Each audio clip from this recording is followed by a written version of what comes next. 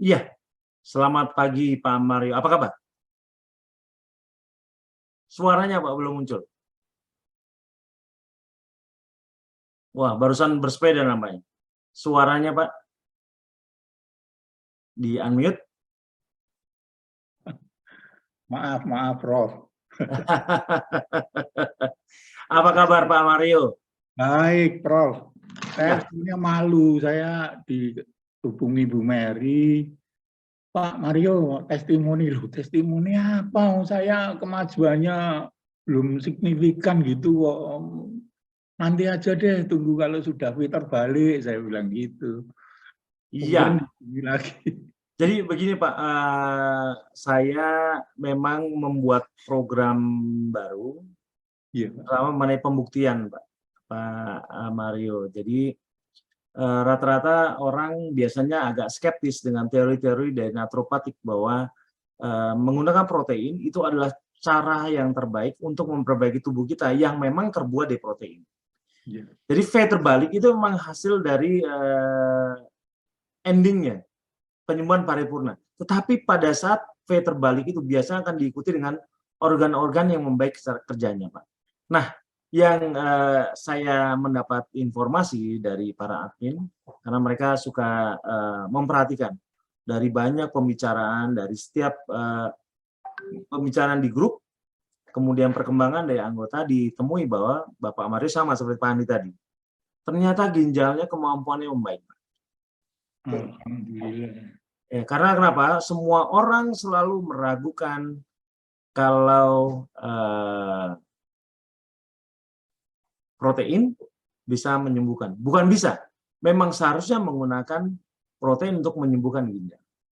Nah, mohon pada pagi ini yang berbahagia ini Pak Mario bisa menceritakan pengalaman Bapak sambil saya akan memberikan bukti-bukti yang saya dapatkan, yaitu mengenai hasil tes ginjal Bapak yang ternyata sangat excellent. Di mana dari 1,2 itu udah bagus sekali Pak, menjadi 0,4. Luar biasa itu Pak. Dan itu selalu diikuti dengan penurunan bahwa apabila gula darah yang sebelumnya tinggi menjadi rendah, maka organ-organ akan punya kemampuan untuk menyembuhkan dirinya sendiri. Sesuai dengan teori saya.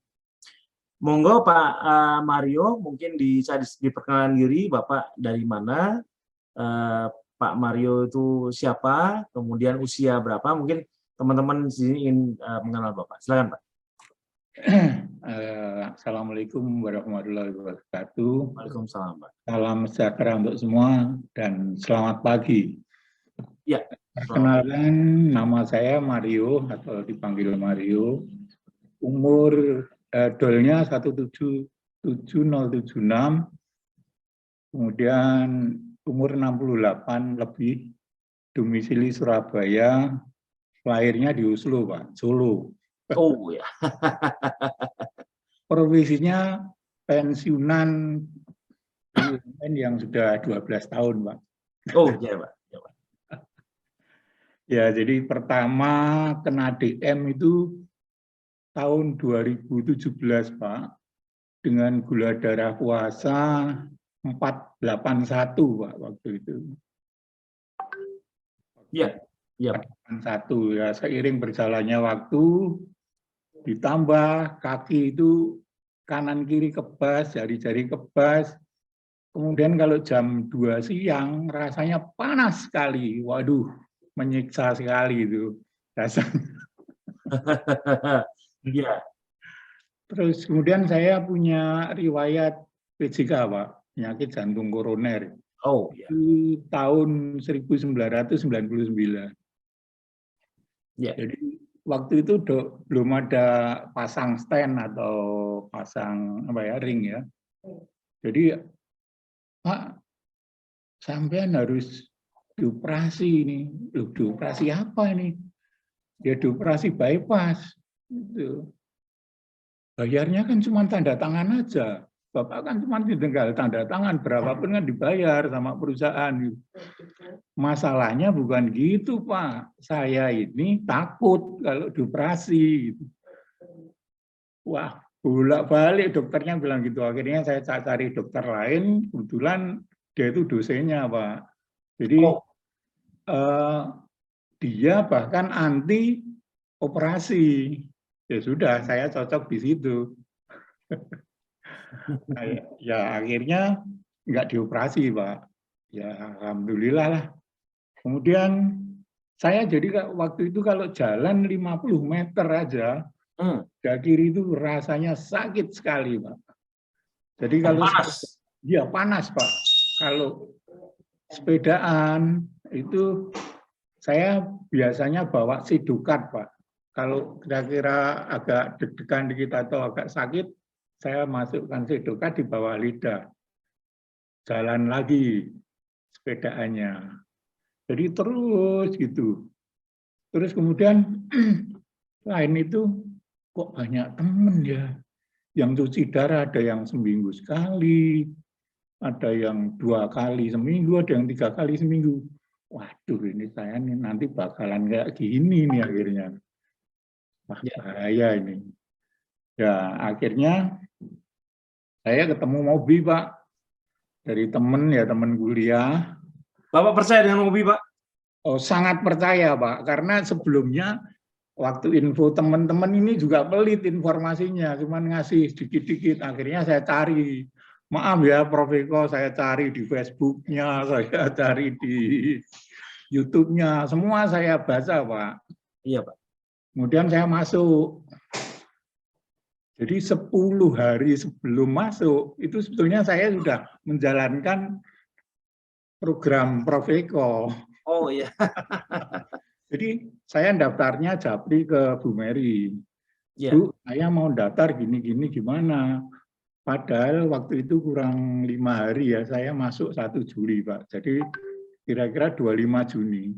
Gula darah saya itu sudah posisi 69, Pak. Tapi masih pakai insulin, pakai obat, Pak. 69 pakai insulin. Ya. Itu rendah sekali kasih insulin lagi. Makanya, wah bahaya ini, saya pikir gitu.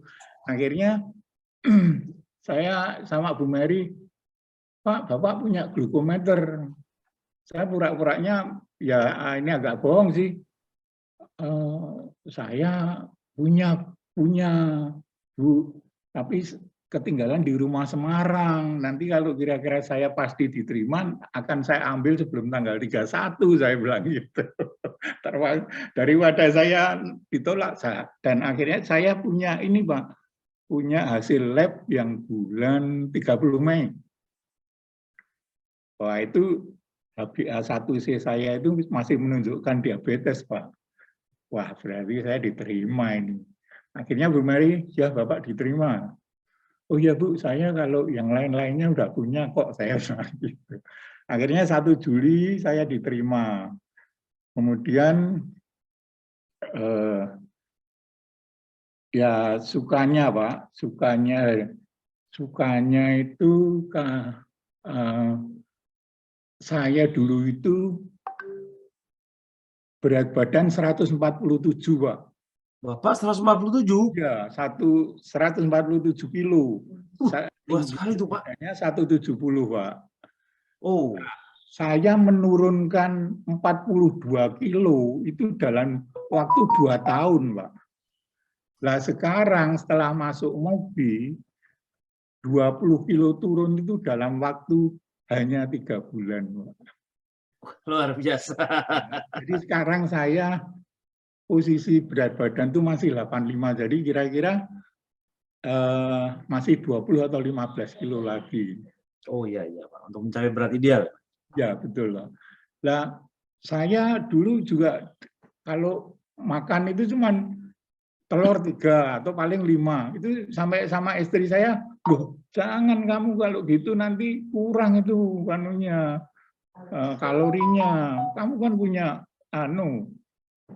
aplikasi untuk ngitung kalori, ya punya, tapi kan lemak saya masih banyak sekali, saya bilang gitu. Jadi ya itu, Pak, akhirnya bonusnya sekarang sudah tidak sakit lagi, yang panas itu, kemudian badan turun. Kemudian Bapak kalau jalan tidak sakit lagi, Pak? Sudah tidak sakit lagi, Pak. Kebetulan saya test case-nya itu waktu survei mau reuni teman-teman istri di gunung, Pak. Itu saya nyetir sendiri, saya biasa nyetir, Pak. Surabaya Semarang itu nggak berhenti memang. Oh Jadi iya, luar biasa. ya, jadi ke gunung naik turun itu tidak sakit, Pak, dada. Oh, Dan yang kedua waktu mau ke Labuan Bajo tanggal 17 Agustus. Test case-nya dari awal Juanda, dari halaman depan sampai naik ke gate 13 yang jaraknya itu kira-kira 1.300 meter, itu sudah tidak sakit. Kemudian saya juga taat PMB, tidak cheating, on love, itu juga saya lakukan dengan baik, Pak. Terus pH juga saya jaga dengan baik, antara 735 sampai 8. nah, ada satu hal yang ingin saya tanyakan, Pak. Saya ingin memperlihatkan data Bapak terakhir. Ya, Ini di hasil lab, Pak. betul, Pak. Ini menarik karena nah, ini adalah data Bapak. Di mana Bapak terlihat pada saat itu kreatinnya itu di 1,3. Itu sebenarnya sudah termasuk normal, Pak. Batas atas untuk normal. Cuman saya takut, Pak, karena Oh iya. teman itu banyak yang, waduh, cuci darah. Terus saya tanya iseng-iseng, kalau cuci darah itu memangnya kreatin berapa sih? 2, sekian, Pak. Lu, waduh, saya makin deg-degan aja tuh. Tapi yang menarik, ini pada saat Bapak di bulan 5 ya, bulan Mei, Pak. Ya, 30 Mei, Pak. 30 Mei, terus kemudian Bapak melakukan uji ulang lagi Iya, di Pak. tanggal 3 bulan. ya 3 bulan sudahnya, Pak ya. Iya, Prof. 3 sampai 4 bulan ini. Iya, betul. Ya, itu Bapak mendapatkan kreatinin 0,4, Pak. Ya, itu, Dan Pak. itu juga sebanding dengan teori saya bahwa ini ditunjukkan bahwa gula darah puasanya saya sudah 128, sudah 129, Pak. Tinggi itu, Pak. Iya. Artinya selalu segaris apabila gula darah puasa tinggi, maka kreatin ini memang agak cenderung tinggi. Oh, iya, iya. Iya, iya, Dan Prof. apabila diturunkan, maka kemampuan di sini diturunkan. Gula darah puasa yang 85, HbA1-nya sudah 4,8 bahkan. Iya. Ini sudah tidak diabetes, di mana kalau sebelumnya di sini HbA1 7,1, Pak. Iya, High masih, banget. Prof. High. Padahal batas tertingginya adalah pre-diabetes 6,4. Diabetes 6,5, Pak. Bapak di atasnya itu. Iya, betul. Nah, tetapi dengan adanya perubahan ini, pada saat gula darah menurun bahkan HbA1c turun menjadi 4,8, maka ginjal punya kemampuan untuk memperbaiki dirinya sendiri. Bahkan sangat signifikan. Iya, iya. 0,4. Iya. Ini luar biasa. Bapak jauh dari masalah sakit ginjal, Pak. Apa komentar Bapak setelah melihat ini? Waduh, pertama juga alhamdulillah. Dan ternyata saya masuk ke mobil tidak salah rupanya, Prof. Iya, Pak. Karena saya punya pemahaman begini, kalau asam urat itu naik, itu biasanya kreatin naik. Kemudian itu saya jaga betul, Prof. Jadi asam urat itu saya pantau terus, baik aman. Ini dengan gula darah saya yang turun, saya taat PMB dan IF, mestinya kreatin saya turun. Saya perkirakan begitu, Bro. Ya, tetapi apapun yang Bapak sampaikan mengenai kesehatan, tapi kita akan fokus ke ginjal karena kenapa, Pak? Banyak teman-teman yang meragukan teori bahwa apabila gula darah turun, maka kemampuan organ tubuh seharusnya bisa meningkat, Pak. Dan ini sangat penting, Pak. Karena sering menjadi perdebatan bagi sebagian para teman-teman kita, anggota mobil bahkan, bahkan para mentor juga yang menyatakan bahwa seharusnya ini ginjal kok bisa begini. Saya selalu mengatakan, apabila prinsip 3 pilar dilakukan, di mana gula darah turun, mencapai angka 80, pH-nya tinggi, 7,35 harus tercapai, dan protein tinggi, maka tubuh akan punya kemampuan cukup untuk memperbaiki dirinya sendiri. Dan ini terjadi dengan Pak Mario, luar biasa Pak Mario. Ini sangat menyenangkan, karena kenapa? Hari ini ada 2 orang yang bertestimoni mengenai ginjal yang membaik. Pak Andi baru saja, dan kemudian Pak Mario. Dan itu, dan dua-duanya juga disertai dengan data. Biasanya ada orang-orang yang skeptis dengan cara naturopatik karena testimoni tidak selalu membuktikan fakta menurut mereka. Tapi dengan adanya data seperti Bapak berikan, ini luar biasa, Pak. Terima kasih banyak loh Pak Wario. Ada pesan-pesan teman-teman, silakan Pak. Ya, gini Prof, soalnya saya itu sebetulnya sudah tidak makan nasi itu sudah 3 tahun dan nggak minum manis itu. Ya. Tapi toh gula darahnya gitu-gitu aja sudah dibantu ya. Insulin. Kemudian obat itu ada 16 macam plus insulin, Prof. Ya, ya, Pak. Waduh, jadi waduh ini terima kasih sekali, Prof Eko. Ya, menurut Pak Mario sendiri, apakah Pak Mario sebelumnya mengetahui bahwa tumbuhan itu produk karbohidrat? Tidak tahu, Pak. Tidak tahu sama sekali? Tidak tahu sebelumnya. Jadi setelah sini jadi mengerti, oh rupanya ini penyebab gula darah saya naik. Betul. Kemudian pernah suatu saat kaki saya ini bengkak, Pak. Ya. Bengkak, ini kenapa? Kemudian saya mau water fasting kira-kira ya 72 jam lah. Kemudian tiba-tiba 48 jam, kok tiba-tiba kok sudah enggak bengkak lagi. Biasanya kan jantung atau apa gitu, atau asam urat gitu. Ya sudah, saya berhenti 48 jam. Kemudian gula darah saya cek, wih, kok 59. Tapi berhubung saya PMB makannya protein, saya nggak takut, Pak, nggak merasa lapar, nggak merasa apa. Dan suatu saat kemarin waktu mau ke lab, saya pagi-pagi minum kopi pahit. Terus pulang dari lab, loh kok bengkak? Apa ya? Oh rupanya kopi. Nah, ini biasanya gimana Prof ini? Jadi begini Pak. Kafein apa? Kopi, ya. Jadi kopi ini sebenarnya jenis karbohidrat yang sudah dirusak karena pemanasan, Pak. Jadi kalau andai kata diteorikan bahwa ini produk karbohidrat, ya benar. Apakah mengandung karbohidrat? Ya benar. Tetapi penghangusan, kopi kan adalah biji-bijian dari tumbuhan yang dihanguskan, Pak. Artinya unsur karbonya sudah tidak sempurna, karbohidratnya sudah sempurna. Maka sebenarnya kalau andai kata kopi pahit pun, itu tidak akan mengganggu gula darah kita, seharusnya. Tetapi kopi mengandung kafein, Pak.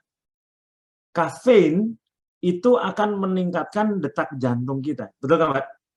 Nah, apabila detak jantung meningkat, siapa yang membuatnya?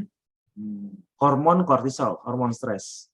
Hormon stres bekerja sama dengan hormon adrenalin membuat gluconeogenesis, Pak. Karena gula meningkat karena proses ini, maka kaki Bapak perbaikannya lebih lama. Dia menjadi bengkak lagi, Pak. Jadi penyebabnya adalah kenaikan gula akibat hormon stres. Hormon stres dipicu oleh kafein. Jadi bukan karena karbohidratnya. Kalau biasanya kita makan buah-buahan, makan biji-bijian, jangan ditakutkan karbohidratnya. Yang datang dari makanan itu. Tetapi kalau andai kata kafein, dia memicu gluconeogenesis, pembuatan gula baru oleh liver kita, Pak. Karena adanya gula baru, proses perbaikan, proses penyembuhan terhambat atau terhenti sama sekali. Paham ya, Pak ya? Terus ini, Prof, semua kaki udah enak, cuman kok ini rasa tebal di telapak kaki. Sabar, Pak. 10%. Saya pikir ya, padahal saya punya vitaminnya untuk apa? Saraf, untuk nyeri. Ya. Jadi begini, Pak. Nggak usah. Semua vitamin, semua suplemen itu membantu. Betul. Tetapi pada saat gula darah Bapak tinggi, semua itu tidak akan membantu. Jadi cara yang paling bagus, turunkan gula darahnya sampai yang saya minta tadi. Antara 1, 1,5 sampai 4 bulan. Gula darah Bapak pertahan saja di posisi di bawah 4, itu syukur-syukur bertahan di bawah 5, Pak. Di bawah 5 ya. Terus selama 4 bulan, kebas Bapak akan hilang pelan-pelan. Tubuh punya kemampuan untuk menyembuhkan dirinya sendiri, tapi dia tidak seperti obat. Minum jam ini, jam itu juga dia sembuh, Pak. Sakitnya hilang. Ini adalah sedang seni mengenal tubuh kita sendiri. Dia akan menyembuhkan sel-selnya, mengganti sel-selnya yang tadinya rusak menjadi sel-sel baru. Dengan cara apa? Diganti proteinnya, Pak. Susunan proteinnya diganti. Asam amino harus cukup. Makanya kalorinya harus cukup, Pak. 1.500 sampai 2.000 kalori. Kan salah sedikit ya, Pak ya. Ya karena masih mau nurunin dulu itu. Oh, gitu. Makan protein tidak akan buat Bapak gemuk, Pak. Oh, bukan. Maksudnya gitu ya. Iya, makan protein, Bapak misalnya makan telur, Bapak makan 20, Bapak nggak akan gemuk. Iya. Yang membuat gemuk itu adalah karbohidrat. Tanaman lah yang membuat gemuk, Pak. Tadi saya sampaikan dengan Pak Andi tadi, karbohidrat itu kalau andai kata sudah masuk tubuh kita, di metabolisme oleh tubuh kita, dia akan menjadi glukosa, Pak, menjadi gula. Menjadi glukosa, kemudian glikogen, gula otot. Nah, apabila dia ketemu insulin, untuk orang normal, Pak ya, atau setengah normal lah, artinya insulinnya bekerja setengah. Maka akan terjadi 2 proses.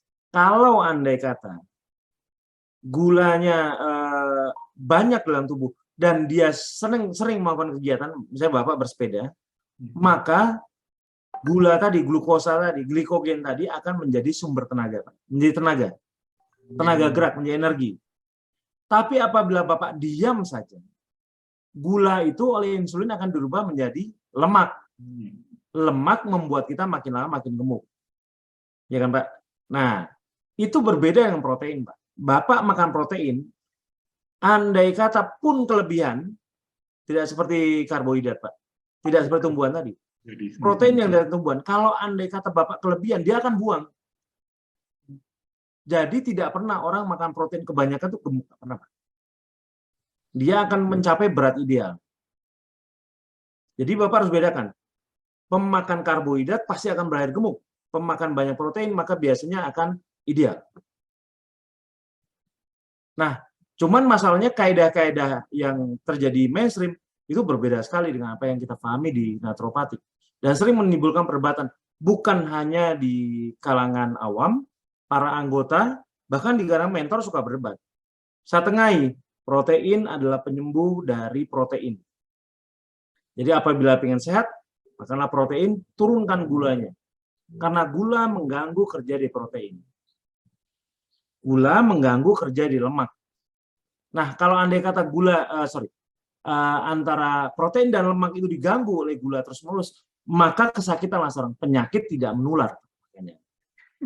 Mulai dari penyakit gula, penyakit ginjal, penyakit jantung dan sebagainya, itu selalu penyakit tidak menular. Selalu dimulai dari karbohidrat yang kita masukkan dalam mulut kita, Pak. Ya, Pak ya? Iya. Ini juga gini, Pak, waktu saya lapor ke dokternya, ini hasil labnya, Dok. Waduh, ini gimana ini? Bapak ini diapain kok juga bagus sekali gini. Dan saya bilang, lah ini loh, saya kebetulan pakai kaos Mobi ini, bekat ini, miracle. Oh ya, banyak orang yang tidak percaya, Pak. Dari pengalaman saya, orang-orang yang tidak percaya suka membantah sekali atau merasa ilmunya lebih bagus dibandingkan pengetahuan ini. Saya pikir hak mereka untuk mengatakan demikian. Nah, cuman saya kadang-kadang sering melihat bahwa orang-orang yang tidak mau belajar atau melihat mobil hanya dilihat sampulnya saja, itu sering mengalami kekecewaan. Padahal di mobil, orang harus berkomitmen terhadap dirinya sendiri. Iya. Ya, berkomitmen terhadap kesehatan dirinya sendiri. Jadi yang menentukan bukan ekonya, Pak, tapi yang menentukan adalah bagaimana kita dalam melakukan pola makan dan merawat tubuh kita, Pak. Tapi ilmunya kan dari Prof. Eko. Oh, enggak, Pak. Tapi terima kasih banyak Pak Mario. Ya. Salam untuk keluarga. Saya selalu berharap dan berdoa Bapak, keluarga sehat selalu, hidup berbahagia. Amin. Sepanjang momen. Ya, kalau apa ya mampir Pak? Oh iya, kemana Pak? Bapak tinggalnya? Saya di depan UPN Pak. Di UPN Yogyakarta? UPN Surabaya. Oh Surabaya. Ya, Surabaya. Saya ada rencana diundang di Probolinggo Pak. Nanti saya akan mampir ke Surabaya. Oh gitu ya. Wah. Banyak teman-teman di sana Mobi. Iya, ya. Kemarin saya nggak tahu Pak bahwa tanggal 15 ada di Surabaya. Jadi saya ke Jogja waktu itu juga ketemu Prof. Eko. Oh iya. Baik, terima kasih Pak Mario. Terima kasih, Prof. Kita ngobrol dengan Bapak. Salam untuk Ibu, salam untuk anak-anak Bapak. Selalu sehat, Pak. Amin. Ya.